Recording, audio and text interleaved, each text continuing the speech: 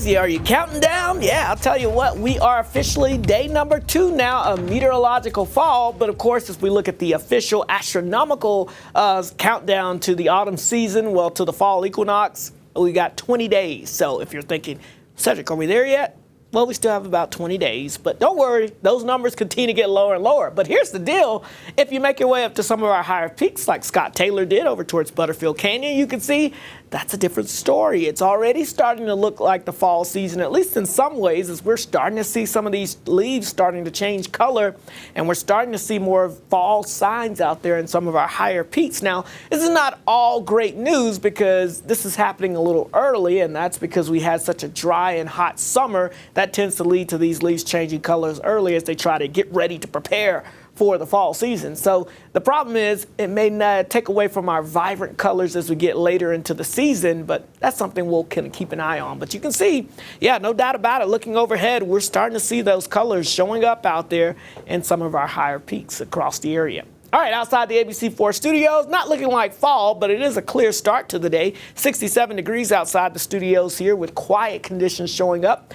Let's take a look at some of the numbers in your hometown. As you can see this morning, we're kicking off the day at 46 degrees in Heber, 57, good morning to you in Moab, 56 in Milford. We've got temperatures around 53 in Vernal, 51 in Logan, but 67 degrees currently to kick off the day here in Salt Lake City. Your Tuesday forecast, well, it's going to feature those highs climbing into the low to mid 90s up and down the Wasatch Front and the I-15 corridor. We'll see those temperatures in the upper 80s here for some of our higher elevations. And notice, yeah, if you get down towards Washington County, we're talking temperatures around the triple-digit mark once again. Let's look ahead at the weather pattern. You can see high pressure really keeping things quiet, warm, and dry across the western half of the country. Notice how it expands heading into the midweek all the way up into Canada. So what goes up must come down. And across the eastern half of the country, that's going to send a big dip in the jet stream and mean some pretty chilly air moving down into the Midwest. They're talking frost and freeze concerns there. Meanwhile, for us, we'll see that high pressure backing off by the end of the week heading into the weekend. That could allow for some moisture and some slightly cooler temperatures to continue to invade our area. Speaking of moisture, I'm already tracking some of that moisture. High pressure keeping most of us quiet across the state, but you see that moisture building down towards Arizona and New Mexico. As we look at your futurecast here, we're going to time this out for you. The increase in the moisture chances across the area. Notice by this afternoon, a couple of hit or miss spotty showers across far southwest Utah. That's just a slight chance of a shower, but it's possible today. Now going into tomorrow, that's a different story. A much better chance of pop-up showers and storms across areas south of I-70, especially as you get towards southwest Utah here. And again, I think that chance will increase even more heading into Thursday as this low pressure starts to move our way. That'll start to spread more moisture across the state, and we'll start to see the chance of isolated storms increasing even across northern Utah. So breaking it down for where you live in southwest Utah, that chance of scattered showers and storms really ramps up for our Wednesday, Thursday, and Friday, tapering off as we get towards the weekend. Meanwhile, northern Utah, isolated storm chances by Thursday and Friday, ramping up to scattered showers and storms, I think, for this weekend. So it could be a little unsettled as we get towards the weekend.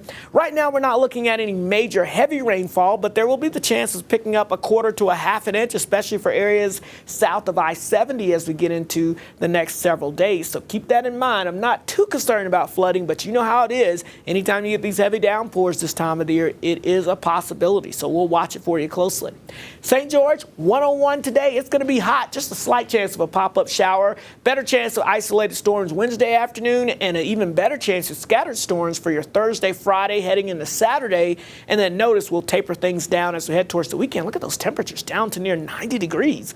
The Wasatch Front, mid-90s, hot conditions today, well above average. But notice by the end of the week, isolated storm chances mean temperatures going from the upper 80s on Friday to temperatures only in the low to mid 80s as we get into the weekend. But watch out, could be dodging some of those scattered showers and storms.